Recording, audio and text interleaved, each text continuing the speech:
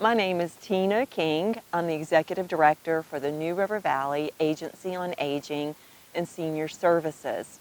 In the work that we do, we promote the concept of aging in place, along with providing many other supports and services and information for individuals in the community. I've been involved in the Aging in Place leadership team for several years now, working with several other individuals to help communities throughout the New River Valley understand a little bit more about what it means to age in place and to help promote the initiatives therein. Greetings, I'm Dawn Barnes, Family Consumer Science Extension Agent with Virginia Cooperative Extension. Cooperative Extension's primary mission is education. You may also be familiar with our agriculture program and our 4-H youth program. My involvement with the New River Valley Aging in Place leadership team is relatively new. I've been involved with it for about a year. But interesting enough, when I received my master's, my thesis was on aging in place. So it is a long-time interest. Tina, I'm getting ready to do some programming with aging in place and wondered if we might go over some of the concepts in the workbook. Sure, that sounds like a great idea. Love to share it with the community in terms of what aging in place is, and then maybe I could frame it. We could talk about, I know you're part of the leadership team, but like how we got started so people would understand that, and then we can build up from there. Does that sound good? Great. Okay, great. Well, the New River Valley leadership team for Aging in Place, it's multidisciplinary. As you know, we're made up of a lot of different organizations and individuals throughout the New River Valley.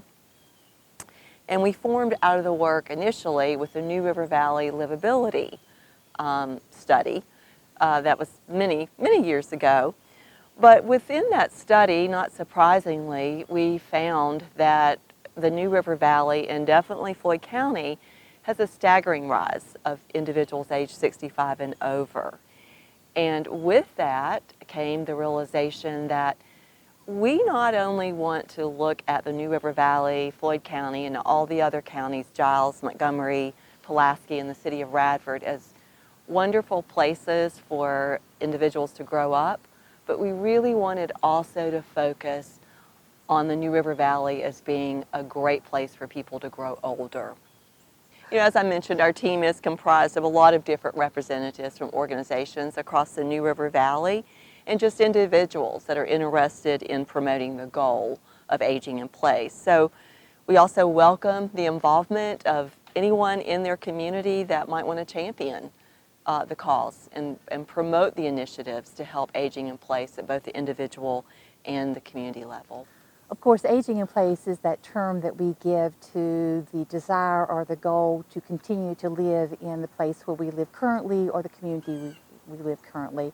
And I believe the percentage of the research is about 90% of us are interested in doing that as our long-term goal. That is correct, both nationally and even locally on some surveys. It indicates almost 90% of individuals, older individuals, want to stay in their homes and in their communities. So it's very important that even though it may seem like an obvious and a logical choice that we want to stay in our homes as we age, just because we've invested so much time in our home, in our communities, we've invested finances, and so that's what we choose to do. That's logical. However, what may seem like a very straightforward intention may not happen without some good planning. In order to make our choices, our intentions a reality, we need to think about ways that we can adapt our homes, ways that we can continue to function in our community as our lives change. And so that planning would involve personal reflection and some intentional decisions, and then taking actions on those. Mm-hmm. So the other thing that is important to consider as a need to plan is some other research indicates that within the lives of older adults, about 70% will need some level of support or service for about 3 years before the end of their lives. So, I mean, we don't know what that's going to involve, but we can think about scenarios that could happen And if we know the resources and things in our communities and that may be available to us, then it helps us to make sure that our desire can become more of a reality. But I think as far as the audiences, when I'm thinking about who might be interested in this program, obviously we think older adults and aging in place. But as an adult child myself, I think that is a group to have involved, because the conversation can start with the older adult child if the parents aren't starting to think about all the entities and questions and concerns about aging in place. And I know some of the community organizations also have some interest in what happens in their community and making sure everyone is safe. So I'm thinking maybe some of our faith organizations, some of our service groups and civic organizations might also be interested in learning more and becoming involved in making aging in place a known entity in the communities. Those are great points. And in fact, with some of the individuals that have already approached us to get more information about aging in place, they have been adult children that have gone through various circumstances with their parents. And then they're thinking, well, about themselves. They want to not only help their parent, but to think ahead and help themselves. And then, as you mentioned, churches, faith-based communities, civic organizations, many are so invested in the community, and many of them are comprised of older adults. And so helping to enhance their quality of life seems to be important. So, yeah. Okay, well, Dawn, in thinking about those who might want to consider aging in place planning, there are some tools and information available, because it can be very daunting to know where to start. Everybody has somewhat different circumstances. Communities may be different. Well, they are different in terms of what they have to offer, but there are some basic tools, and there are some informational items that can help individuals get started. With that being said, the New River Valley Aging in Place leadership team developed a workbook a few years ago that is really kind of a basis of information for individuals to be able to look at that and to get some ideas of where to start the conversation with maybe others that might be on their support team, or maybe a partner, someone to really start kicking off that conversation and looking at things that would be pertinent in their lives to consider. The workbook really helps to think through a lot of different aspects to determine how we can best stay happy and healthy and independent as we age, which I think most of us, that's a goal.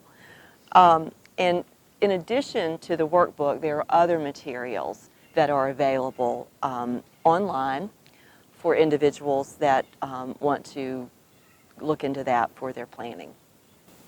Well, I know when I looked over the book, I noticed that there were primarily 5 different aspects that were brought to attention, and I think they're probably the ones that are connected to successful aging in place.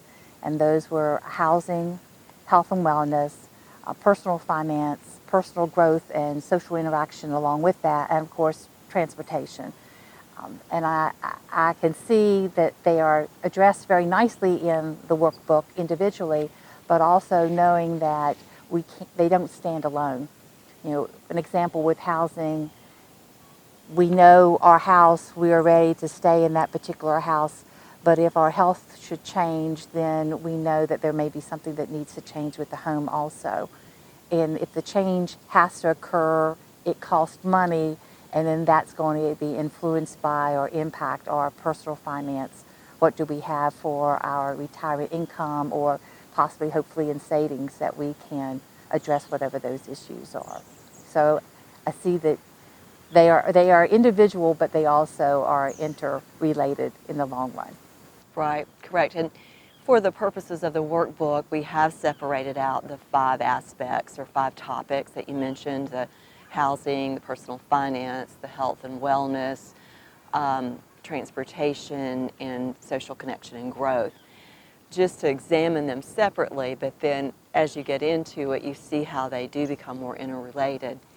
And each of the sections, the 5 topic areas, include 3 key points to help expand our thinking on that particular aspect, or some things that we might want to think about as we age, to in our current circumstances, how that might change as we age. And then each topic area contains sets of questions that the answers are either yes or no, or they're open-ended. But it's important to think about as you answer those questions, there's no right answer. And everybody's going to have different answers based on their life circumstance as it is and what their expectations are for the future. Also, there's did you know information boxes in each section that relate directly back to the question to help. If you didn't know the answer, then maybe that's going to help guide you find more information on it. There's also places in each section or each topic area to jot down some things as you go through that section, and things that you're thinking about that you might want to follow back up on. And then finally, there's a Plan A and a Plan B section. The Plan A being the ideal. You know, if everything lined up, the stars lined up the way you wanted it to, what is your plan? What do you want for yourself to age in place? Then Plan B is going to be that plan, the fallback plan, to think about, okay, what if, the what ifs, what if everything doesn't just line up exactly? What can you live with, and what can you live without? What could be your fallback plan? And the plans really help because they give you something concrete, and they're going to be fluid depending on when you start the process.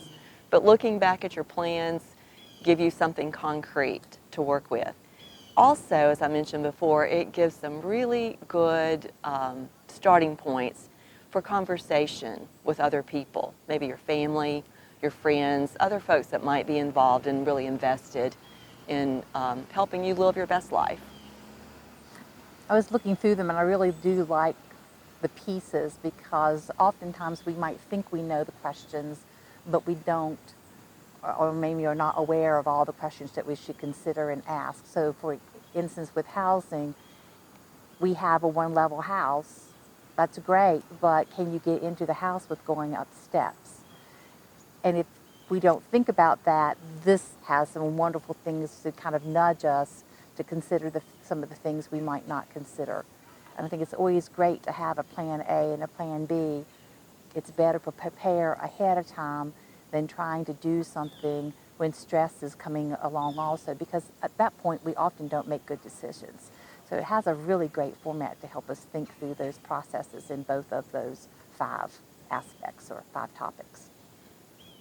Yeah, great point in that once we're in the throes of a situation, it's a crisis, it's very hard to know where to start, and the decisions sometimes are made for us. Mm-hmm. So if we can start the planning process and we can really identify the things that are important to us and how we're going to achieve them, then it does give us that self-determination, so to speak, that someone else isn't going to have to step in and make those choices for us. So that's a good point. So Tina, I know in rural areas there's always additional challenges.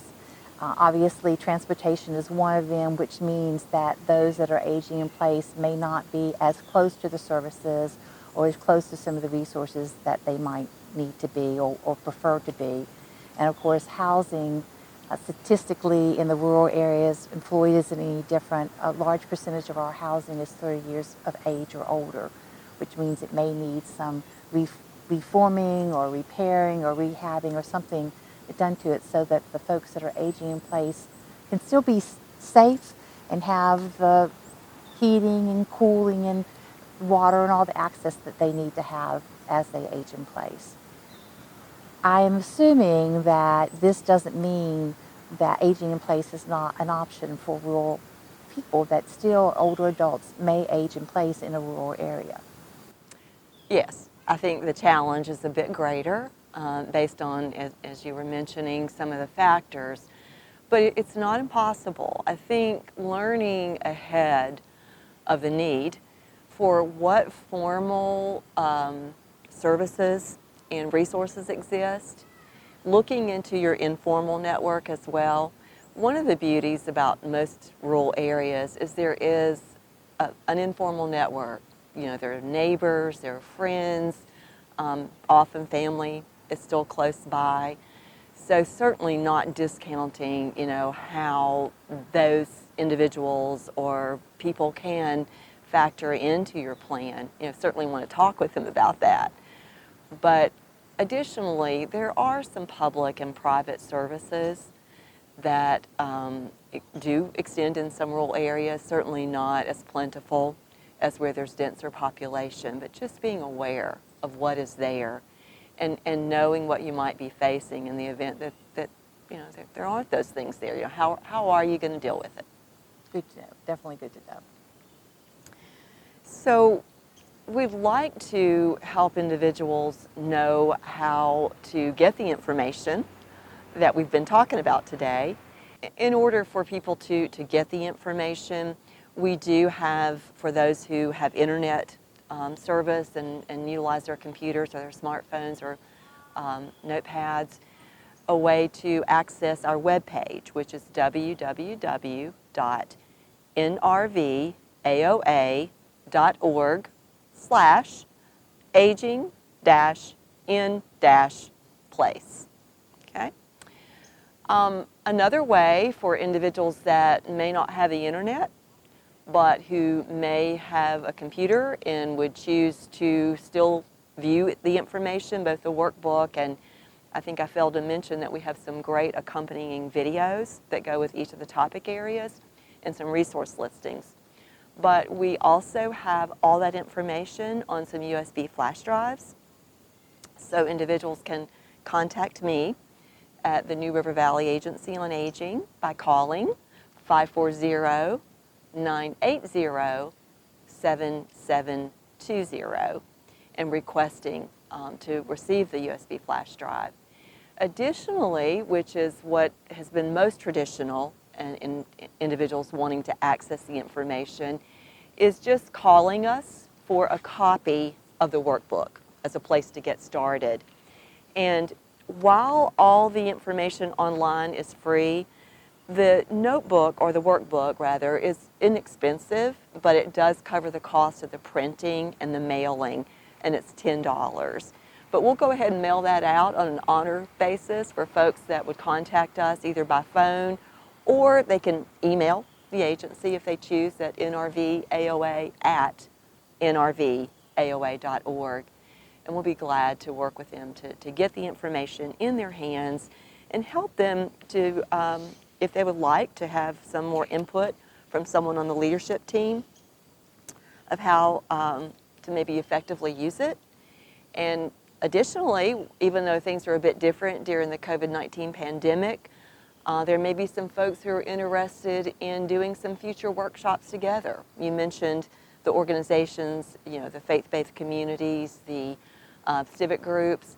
They'd be perfect to get together a group of adults and to have some workshops to actually go over each of the aspects and to help individuals make their plans. So we'll be more than happy to take people's names and their contact information that might be interested. And I know you, being in Floyd County, are based here, you probably have a lot of contacts with others, and perhaps, as you would become knowledgeable of folks that would need or want to be involved in a workshop, we can work together on that. That'd be great. I would love to host a workshop in the community and bring some folks together and maybe even find a way to do it during the times of COVID. Who knows? Yeah. I think where there's a will, there's a way. I mean, maybe in small groups, so we're spaced out, we could do that. But that is an opportunity.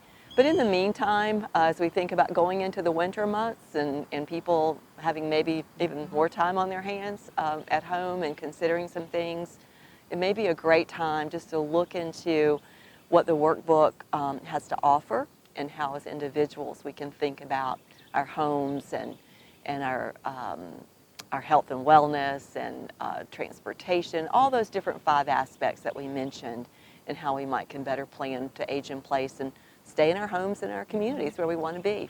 Good task for a cold winter day with a cup of hot coffee or hot Yes. tea and a warm blanket. Absolutely. And good conversation maybe with those that we love to talk about what our wishes are and what our goals are going to be. There's there's a statement, it says, you know, a goal without a plan is just a wish.